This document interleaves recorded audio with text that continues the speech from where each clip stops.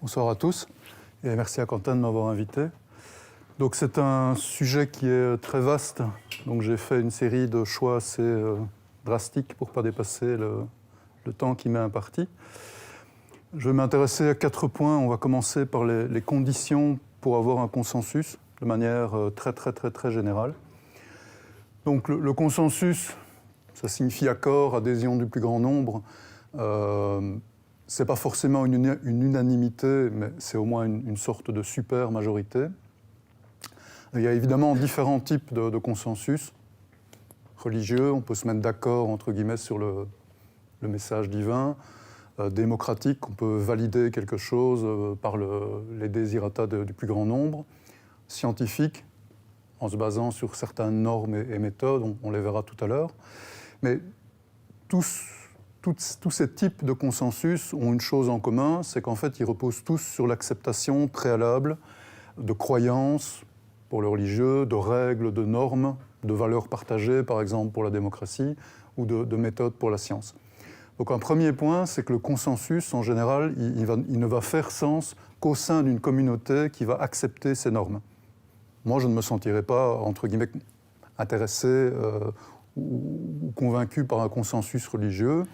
À l'inverse, je ne m'attends pas à ce que quelqu'un qui croit en Dieu soit forcément intéressé par le consensus scientifique.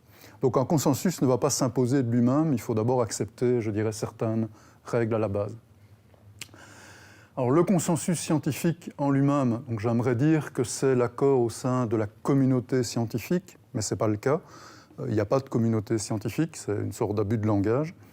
Il n'y a pas de communauté scientifique qui ait forcément de valeurs partagées, par exemple entre des sociologues, des biologistes ou des juristes. Donc on va plutôt parler d'accord au sein d'une discipline scientifique. Pour faire simple, même si dans certaines disciplines, il peut encore y avoir des multiples clivages. Donc l'accord, il va concerner une description, une chaîne de causalité, donc comment quelque chose va influer sur autre chose, ou d'une théorie explicative, prédictive. Et ces descriptions, ces chaînes de causalité ou ces théories, en science, vont être considérées comme vraies. Alors vrai, pour un scientifique, en général, c'est au sens de conforme à la réalité. Juste pour un peu définir les mots. Donc un consensus scientifique, trivialement, on va dire que c'est un consensus sur la véracité d'une représentation, en tout cas de la réalité.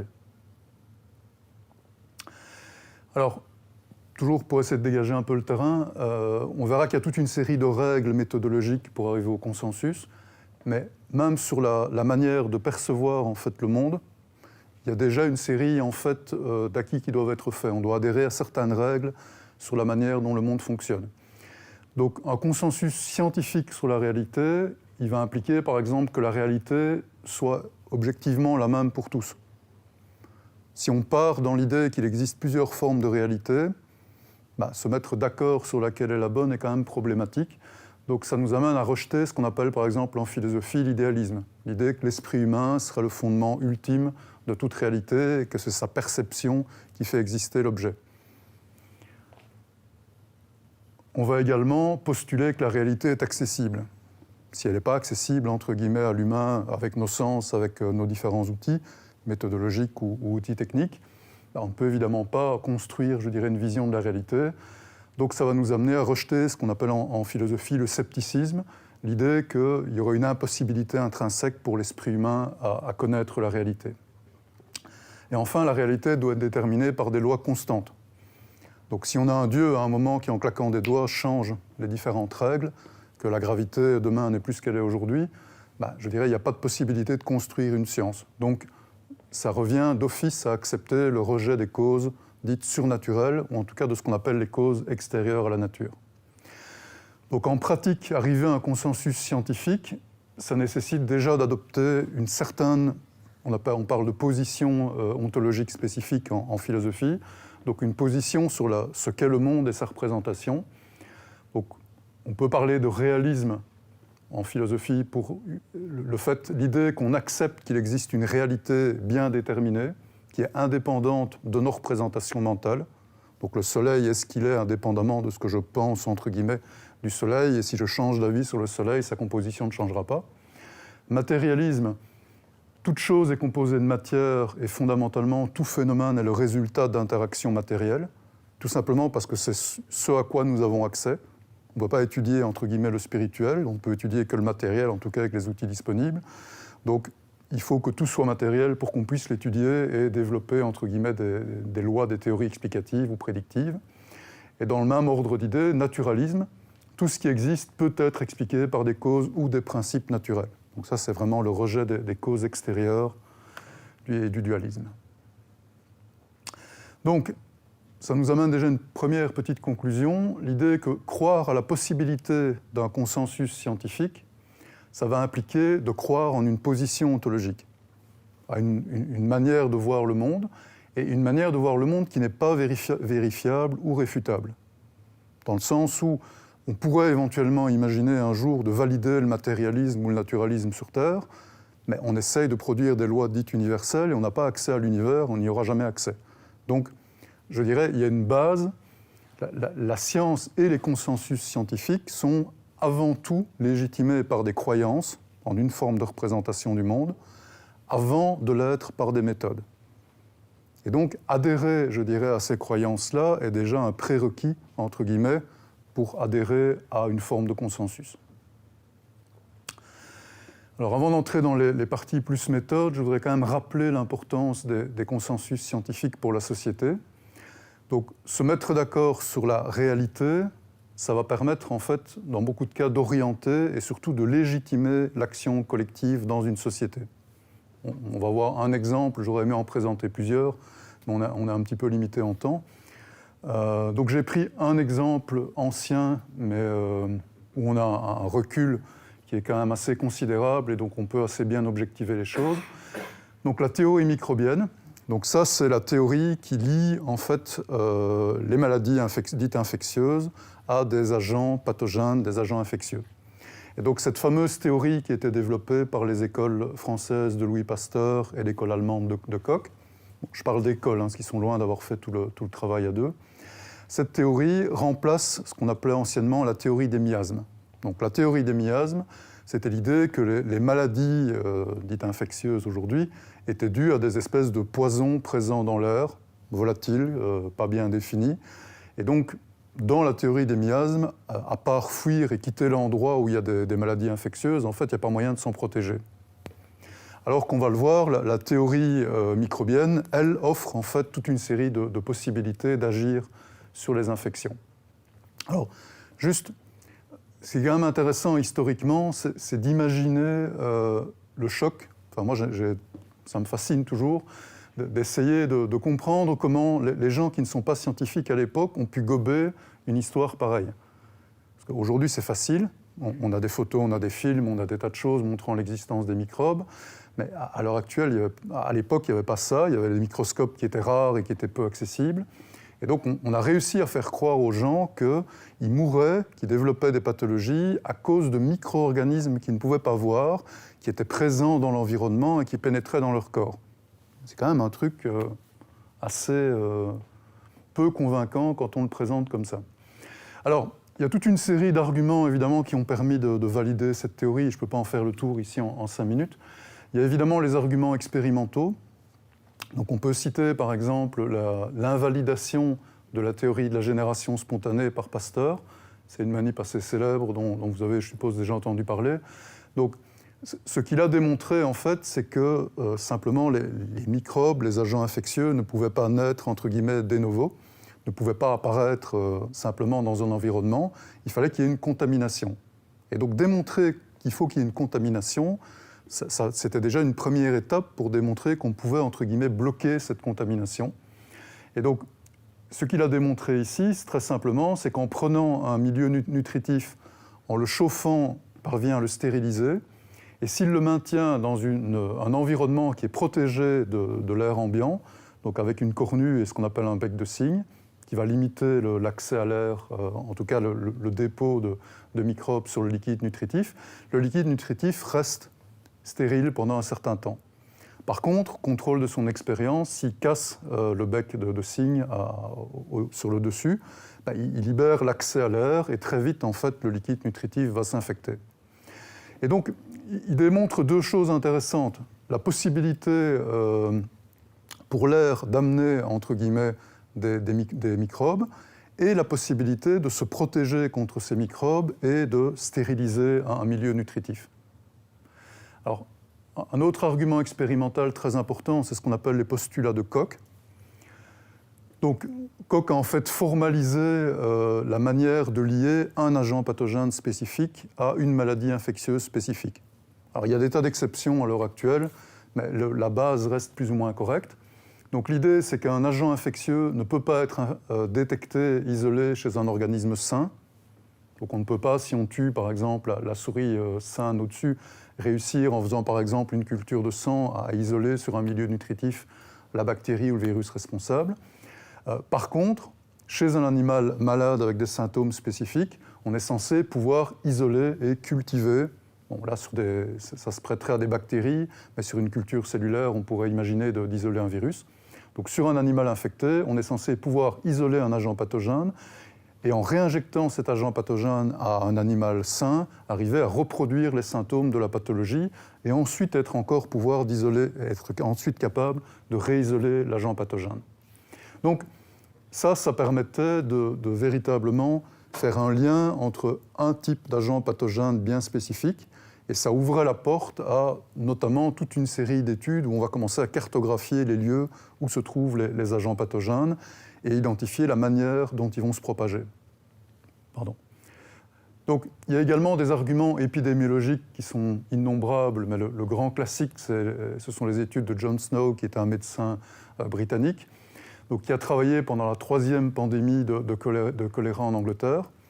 Donc, pour la petite histoire, ces grandes épidémies de choléra ont été principalement la conséquence de l'avènement d'un monde industriel où on a en fait dépeuplé les campagnes et concentré les individus dans des villes. C'est la première fois que ça arrivait à ce niveau-là. Et donc évidemment, quand vous concentrez la population et que vous n'avez aucun système pour gérer, je dirais, les excréments, séparer l'eau potable des eaux usées, globalement, vous avez un véritable bouillon de culture qui va permettre très efficacement de propager les épidémies. Et donc, la plupart des grandes villes industrielles ont souffert de toute une série d'épidémies, tuberculose, mais le choléra était une des pires pestes, entre guillemets, de l'époque. C'était appelé la mort bleue parce que les gens, pratiquement déshydratés, avaient les visages complètement bleus. Et donc, ce qu'a fait John Snow, c'est en fait de faire une cartographie des points dans un quartier de Londres où on trouvait des cas d'infection et de corréler cette carte avec le système de distribution d'eau. Et donc il a pour la première fois démontré par vraiment une étude de terrain la manière dont l'agent du choléra infectait les individus. Et il a invalidé l'idée que l'agent du choléra, qui est une bactérie, pouvait passer par l'air, et il a montré que c'était principalement via l'eau contaminée par les excréments que cette bactérie pouvait disséminer. Donc ce qui offrait de nouveau une possibilité de contrôler l'infection en jouant sur le mode de propagation. Donc les impacts de la théorie microbienne sur nos sociétés ont vraiment été considérables. Je suis toujours étonné qu'on n'en parle pas plus rétrospectivement dans les cours d'histoire. Donc il y a évidemment le problème de l'eau potable qui est majeur, on va le voir, donc la séparation eau potable, eau souillée.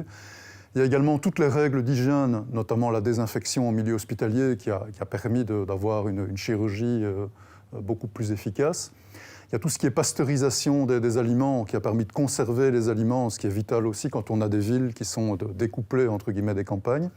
Il y a évidemment le développement des méthodes de vaccination qui permettent d'induire une immunité chez des individus qui n'ont pas encore vu l'agent pathogène. Alors, je vais juste prendre le cas de l'eau potable pour illustrer le fait que gérer cette eau potable sur base du consensus scientifique, ça a demandé des travaux absolument colossaux. Dans toutes les villes, dans toutes les grandes villes en fait, d'Europe. Donc ici, c'est le cas de Londres.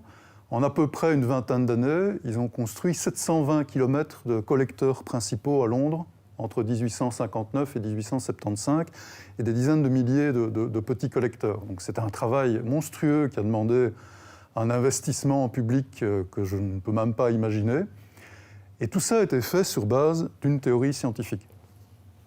Donc c'est sur base d'un consensus qui a réussi à être établi et à s'imposer. On a eu cet investissement-là. Et alors rétrospectivement, quand on fait un sondage, ici par exemple, le journal britannique de médecine en a fait un en 2007 auprès d'un panel d'experts, Ils ont demandé à 11 300 médecins ou spécialistes quelles étaient pour eux les principales innovations en matière médicale depuis 1840. L'eau potable est largement sortie en tête. Après les antibiotiques, l'anesthésie, et seulement en 4e position les vaccins. Mais l'eau potable, c'est vraiment le top du top. Et en fait, si vous voyez l'évolution de la mortalité en Angleterre, c'est quand même assez fascinant. Dès 1901, la mortalité diminue très fortement. On commence à mourir de plus en plus vieux. C'est quand même frappant qu'en 1901, vous avez près de 60% des gens qui meurent avant 45 ans. Donc il y a beaucoup de gens dans la pièce, moi y compris, qui seraient morts, ou en tout cas qui auraient de grandes chances de l'être. Et en 2000, on a 90% des gens qui meurent après 45 ans, dont 75% après 65. Et en fait, l'essentiel de la chute, elle a lieu avant les années 50 et donc avant les campagnes de vaccination de masse. Donc ne me faites pas dire que les vaccins n'ont rien fait en santé publique. Ils ont eu toute une série d'impacts, notamment dans des pays qui ne sont pas capables de gérer le problème sanitaire. Mais dans, en tout cas, les pays européens, la sanitarisation, le contrôle des eaux usées a vraiment eu un impact majeur. Donc on peut conclure en tout cas que l'élaboration et l'acceptation de consensus scientifiques, ça a révolutionné nos sociétés. Je pense qu'on peut même dire qu'on n'aurait absolument pas les sociétés qu'on a à l'heure actuelle si on n'avait pas été capable de se mettre d'accord sur certains éléments de réalité, notamment au niveau des agents infectieux. Et on peut aussi faire le constat que, entre guillemets, aucune religion ou philosophie, dans les 2000 ans qui ont précédé, n'ont été capables d'avoir autant d'influence sur la société. Donc la science a quand même développé une manière, et on va y venir, de créer des consensus qui est suffisamment convaincant pour entraîner, dans certains cas en tout cas, les pouvoirs publics, les décideurs politiques, dans une action de masse en faveur de l'intérêt général. Donc les rôles sociétaux de la science, il y a évidemment la production d'innovation. Beaucoup de gens parlent à l'heure actuelle du fait qu'on est dans une économie de la connaissance ou une société de la connaissance.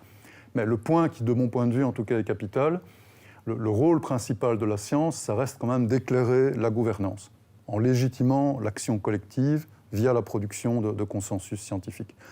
Alors je n'ai pas eu le temps ici de développer le cas du changement climatique, mais dans certains cas, sur certains types de problématiques, je pense que ça va bien au-delà, entre guillemets, du simple confort ou d'améliorer l'espérance de vie. C'est même une question de survie pour notre espèce. Et donc, vu l'importance de la science dans les prises de décision, il est clairement indispensable d'être capable d'identifier les savoirs scientifiques et donc d'être capable de les distinguer des savoirs non scientifiques. Ce qui est la troisième partie de ma présentation. Alors, il y a différentes voies, je dirais, qui ont été tentées par les scientifiques, les philosophes au cours du XXe siècle pour essayer de séparer ce qui est science et non-science. Je vais vous en présenter très brièvement 3 ici, avec à chaque fois leurs limites, pour essayer de bien objectiver le fait qu'il n'y a pas de recette magique. Mais bon, je brûle un peu les étapes. Donc la première, en fait, grande tentative, à mon sens, c'était celle du Cercle de Vienne, et notamment de Rudolf Carnap, qui a essayé de démontrer que c'était le type de méthode utilisée qui permettait d'arriver ou non à une vérité aux sciences scientifiques du terme. Donc le Cercle de Vienne a beaucoup poussé l'idée que pour avoir des résultats véridiques, il fallait d'office utiliser un processus dit d'induction, et donc qu'à partir d'observations qui seraient indubitables, irrécusables, à partir d'observations simples, à l'aide de raisonnements logiques, mathématiques, on pouvait construire progressivement des théories. Donc on part de cas particuliers et on construit une théorie générale qui est censée être d'application universelle. Et donc dans cette vision-là, ici je simplifie énormément, dans cette vision-là, c'est le type de méthode qu'on utilise qui valide le fait qu'on fait de la science ou qu'on ne fait pas de la science. Alors il y a toute une série de critiques durant tout le XXe siècle à cette approche-là. La plus amusante, entre guillemets, je vais vous la présenter ici, c'est la dinde inductiviste de Bertrand Russell. Donc vous devez imaginer une dinde qui, tous les jours, voit le fermier qui va venir lui apporter à manger. Et donc, en bonne dinde inductiviste, elle fait chaque jour l'observation que le fermier lui apporte à manger. Et donc, elle associe le fermier à la nourriture jusqu'au jour de Thanksgiving, on va dire, où le fermier va venir avec sa hache et il va couper la tête de la dinde. Et donc l'idée générale de Russell, c'est de dire que sur base d'un nombre fini d'observations, on ne peut pas, en tout cas de manière certaine, développer une théorie universelle générale. Bon, il y a des tas d'autres exemples, évidemment, que la dinde. Mais en tout cas, cette approche de dire que la science, c'est une méthode en particulier, déjà, elle est très réductionniste parce qu'elle exclut toute une série de disciplines scientifiques, mais en plus, elle est réellement faillible. Alors, l'autre approche qui a été beaucoup mise en faveur également au cours de l'histoire, c'est ce qu'on pourra appeler la vérification ou l'argument du miracle que Hilary Putman a beaucoup utilisé. C'est l'idée que ce qui est science en termes de théorie, ce sont les théories qui fonctionnent, donc qui se vérifient. Et donc l'idée, c'est que si une théorie fonctionne, c'est qu'elle est vraie, sinon le fait qu'elle fonctionne tient du miracle.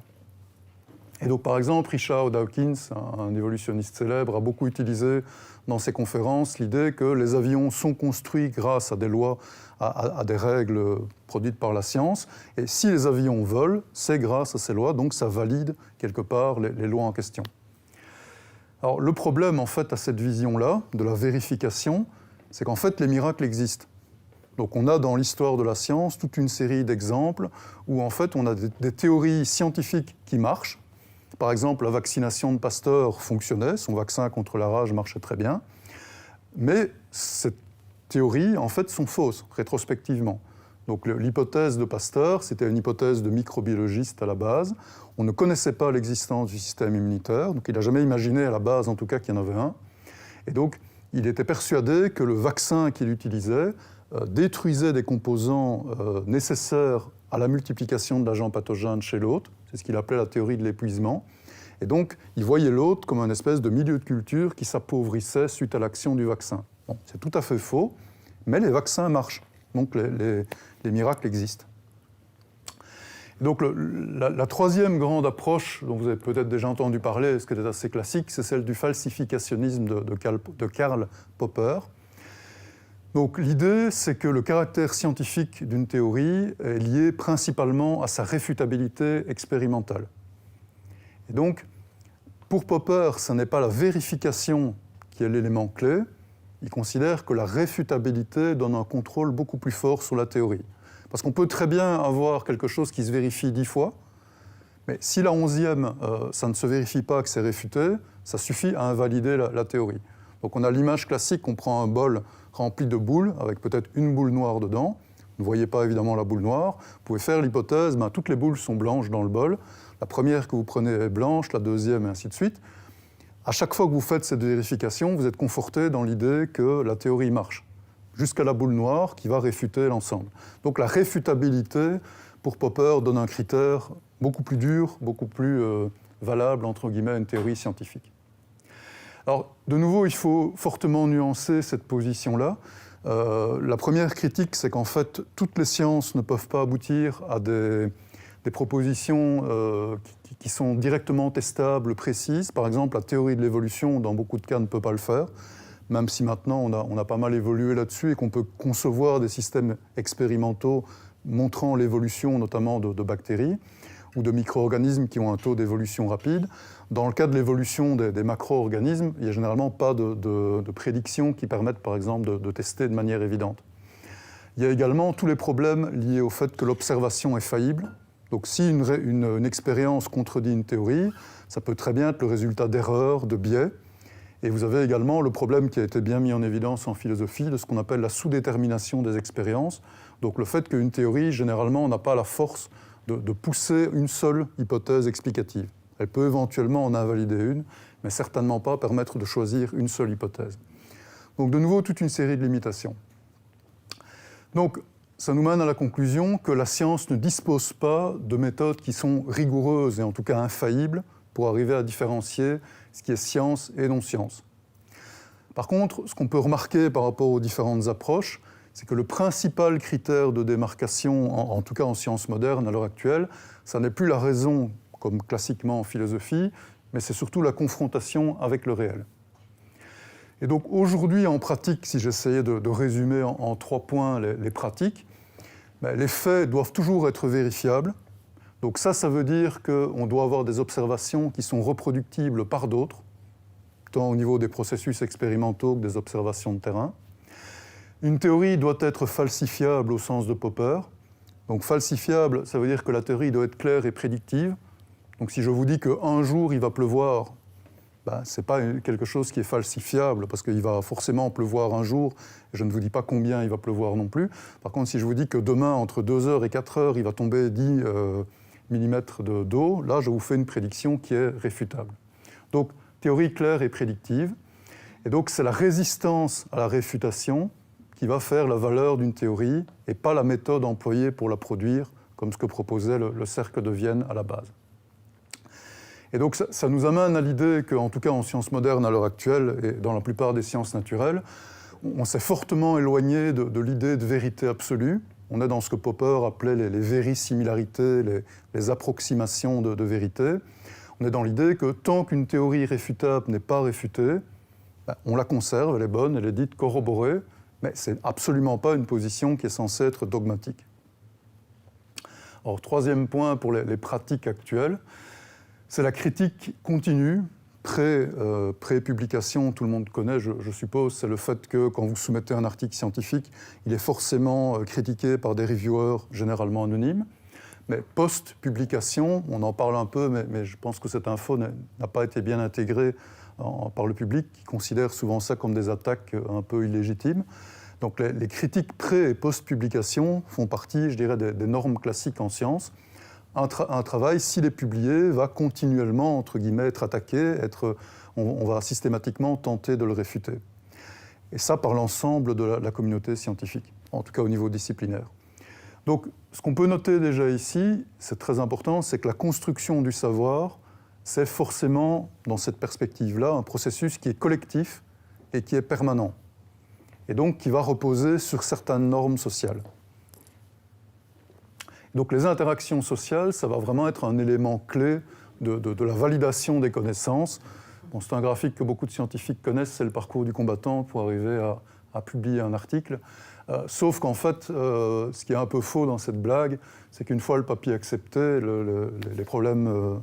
c'est un peu moins de problème pour le chercheur, mais je dirais les critiques contre l'article ne vont certainement pas s'arrêter. Donc le consensus scientifique, il évolue sans cesse en fonction des preuves scientifiques qui s'accumulent.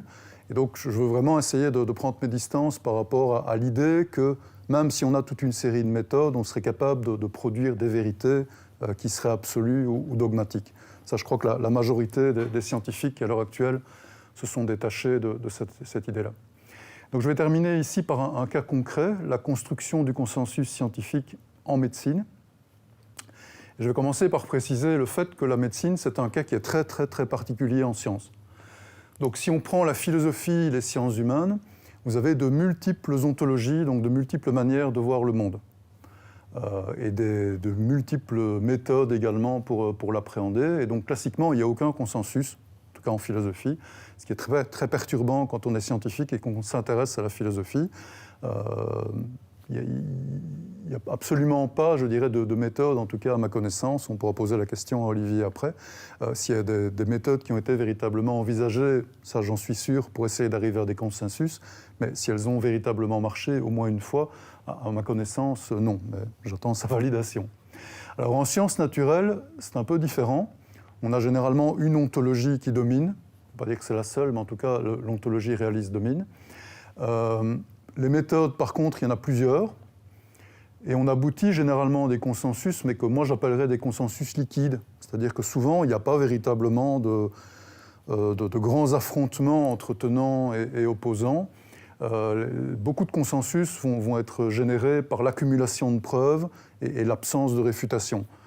Par exemple, je ne pense pas qu'il y ait eu de grands affrontements violents pour valider la théorie cellulaire, le fait qu'on est composé de cellules. Ça s'est progressivement accumulé en termes d'évidence. La théorie chromosomique, l'idée que c'est les chromosomes qui sont le support de l'information génétique, qui avait été théorie proposée par Morgan, ça s'est également progressivement validé. Il n'y a pas eu de grande crise, de grande révolution scientifique pour prendre ce processus-là. Par contre, en médecine, c'est très différent, au sens où en médecine, on a besoin d'un consensus pour notamment des traitements de masse ou pour améliorer la qualité des soins. Et donc, contrairement aux sciences naturelles, où souvent le consensus n'est pas absolument indispensable pour continuer à travailler, en médecine, il l'est tout à fait. Et donc,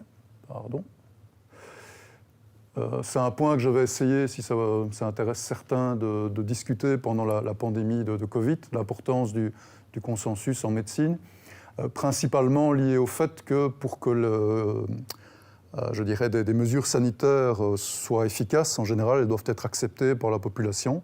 Et donc cette acceptation, si on veut qu'elle soit large, il faut forcément qu'il y ait un consensus et surtout qu'on ne nie pas la possibilité en fait, d'un consensus. Mais bon, je me suis fait traiter de facho suite à cet article, donc vous ferez votre propre opinion sur le sujet. Donc si on fait l'historique de la pratique médicale, de nouveau au pas de course, la première grande approche qu'on va retrouver historiquement, c'est ce qu'on appelle l'art médical. Donc l'art médical, c'est l'idée vraiment que la prise de décision en médecine va être liée à l'intuition et à l'expérience personnelle du médecin. Très simpliste, mais c'est quelque chose qu'on retrouvait dès l'Antiquité et qui a persisté pendant en tout cas l'époque médiévale et dans une bonne partie de la révolution industrielle. Le gros problème avec cette vision-là, en fait, c'est quand on a commencé à avoir des politiques de santé publique et qu'on a eu, je dirais, la production en masse de toute une série de traitements de médicaments. Et donc ces productions en masse de médicaments par des entreprises privées n'étaient pas du tout, en fait, réglementées par les États. C'était une anarchie assez totale, jusqu'à ce qu'il y ait plusieurs, en fait, grands scandales, donc notamment celui de la thalidomide, qui avait créé un grand nombre de bébés souffrant de malformations congénitales. Et donc ça a amené le milieu politique, les décideurs politiques, notamment aux États-Unis, mais également en Europe après, on a pris le train après quelques années, à développer une réglementation forte au niveau de la Food and Drug Administration, en exigeant que les fabricants prouvent l'efficacité des traitements et documentent les effets secondaires. Et donc cette nouvelle réglementation, qui était une vraie révolution en santé publique, elle a amené un besoin pour avoir des tests rigoureux pour valider les différents traitements. Et donc là, on a eu une critique par rapport à la manière dont la médecine se faisait, on va dire l'art médical pour simplifier.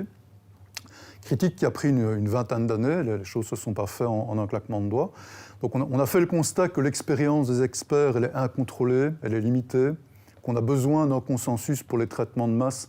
Je vous rappelle, les premières vaccinations de masse pour la polio, c'est en 1963, donc c'est à peu près à la même période. C'est le moment où on a eu besoin de décider ce qui était efficace pour traiter en parallèle des millions d'individus. Et donc ça a amené au développement des études cliniques, à l'usage massif des statistiques en médecine, et donc à la naissance de l'épidémiologie clinique en tant que telle. Il y avait également le constat que la pratique médicale évoluait peu en fonction des nouvelles acquisitions de connaissances, ce qui commençait à poser problème parce que les connaissances scientifiques s'accumulaient beaucoup plus vite qu'avant avec le développement, à partir des années 60, des recherches subventionnées massivement par l'État. Et donc, dans les années 90, on a eu une petite révolution, mais qui est le fruit de 20-30 ans de travail de fond, par plusieurs chercheurs qui ont proposé le concept, dont Gordon Guyatt, qui est assez connu là-dessus, et donc qui, lui, a proposé que l'art médical, c'était la voie du passé, et que la voie, entre guillemets, du futur, c'était une médecine basée sur les preuves. Il ne faut pas confondre évidence, ça fait souvent franglais. Donc médecine basée sur les preuves, et donc qui, à la base, était censée être une méthode pour intégrer des recherches bibliographiques et les méthodes scientifiques à la pratique médicale. Alors les trois grands principes de la médecine basée sur les preuves modernes, on voit en très simple, il faut des observations contrôlées, et donc ça amène à l'idée que les observations contrôlées valent mieux que les observations non contrôlées, et donc ça crée une hiérarchie des preuves. Ça mène également à l'idée que la recherche de vérité est mieux accomplie quand on prend l'ensemble des preuves disponibles, et pas ce qu'on appellerait maintenant du cherry picking, donc le fait d'aller collecter une série de preuves pour valider une théorie déjà prise à la base. On inverse le principe, on prend tout ce qui est disponible comme information, on synthétise, et on essaye, entre guillemets, de voir ce que ça peut donner. Et alors, une partie, je dirais, intégrative, où on prend en compte la complexité des environnements. Les décisions médicales ne peuvent pas uniquement s'appuyer sur cette collecte de preuves, il faut également se baser sur les ressources disponibles, sur les préférences du patient, et ainsi de suite. Donc c'est ce qui est plus ou moins schématisé ici. Donc la médecine basée sur les preuves, ce n'est pas le rejet de l'expérience du médecin, le rejet des valeurs des patients. En fait, c'est l'intégration de tout ça avec ce qui est, entre guillemets, certain, avec les preuves qui sont obtenues par les études cliniques. On prend aussi en compte les valeurs, les préférences des patients, la balance bénéfice-risque et les considérations en termes de faisabilité, de ressources disponibles et ainsi de suite.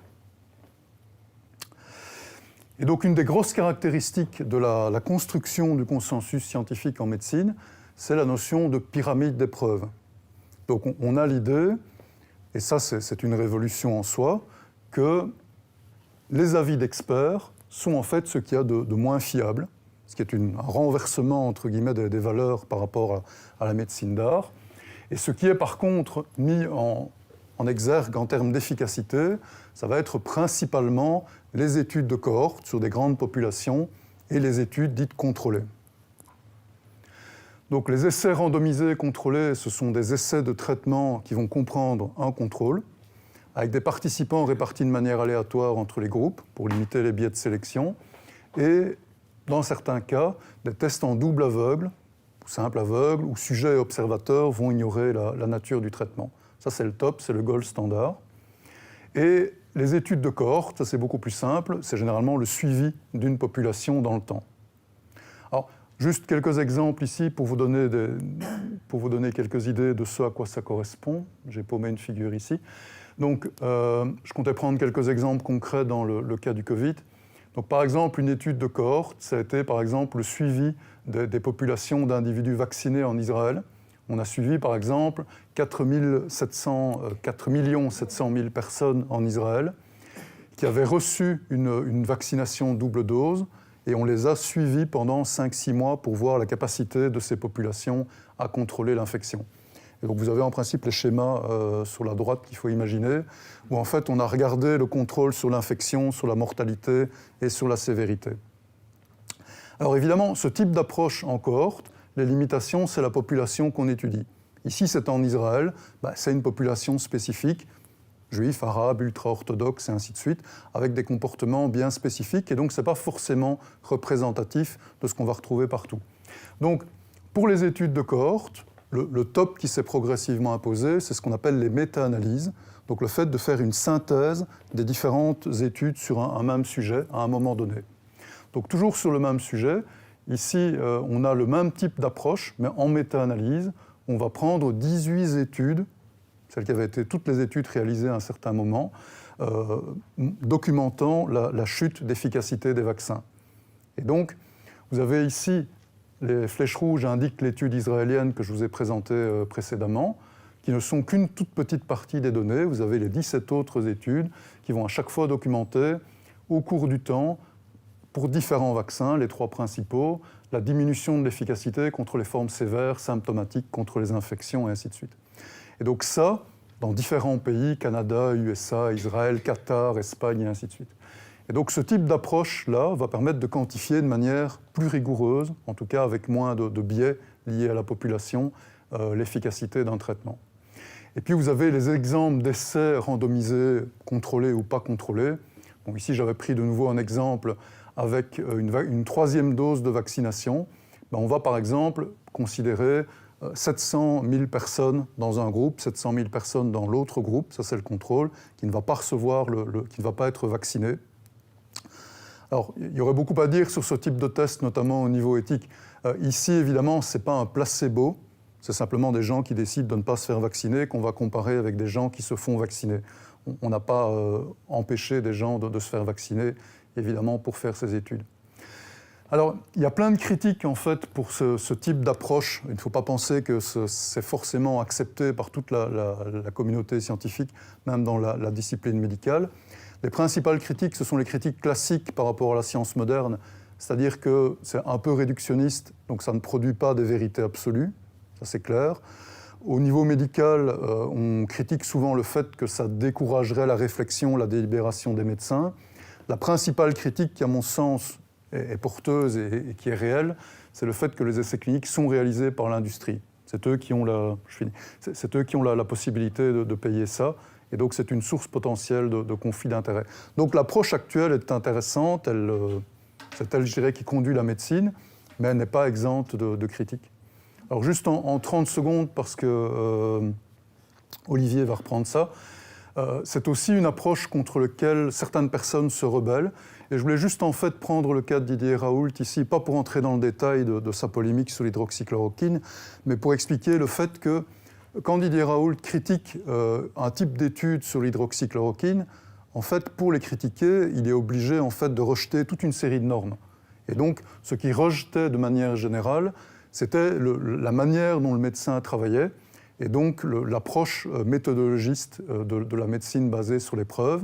Et donc il relativisait ces normes et il les considérait comme une simple mode scientifique. Donc c'est l'obligation, pour accepter ou refuser un consensus, vous devez accepter, entre guillemets, les règles du jeu. Et je terminerai par là. Il y a également eu beaucoup de support à la position de Didier Raoult, qui peut sembler surprenant, en tout cas en médecine. On retrouve beaucoup de support, par exemple, chez des philosophes ou des sociologues. Ici, j'ai pris le cas d'Isabelle Stengers, comme on est à l'ULB, qui a beaucoup défendu Didier Raoult à un certain moment en le présentant comme une victime de l'autoritarisme de la science et des gens qui pensent, entre guillemets, avoir raison. Ça, de nouveau, c'est un exemple montrant qu'il faut accepter une certaine vision, je dirais, du monde et de la manière dont la science travaille pour accepter, je dirais, les conclusions qui émergent de ces différentes méthodes. Et donc, très simplement, un consensus scientifique n'a pas une force magique qui va lui permettre, je dirais, de s'imposer dans la population si cette population n'est pas, entre guillemets, éduquée et n'a pas appris, entre guillemets, à gérer ces différentes normes. Donc je vais finir juste sur 2 rappels. Donc face à tout ce qui est menace globale, je n'ai pas eu le temps d'en parler ici, mais changement climatique, pollution et ainsi de suite, il est clair que la science va jouer un rôle de plus en plus essentiel en gouvernance, ça c'est clair. Donc détecter les crises, comprendre leur émergence et ainsi de suite.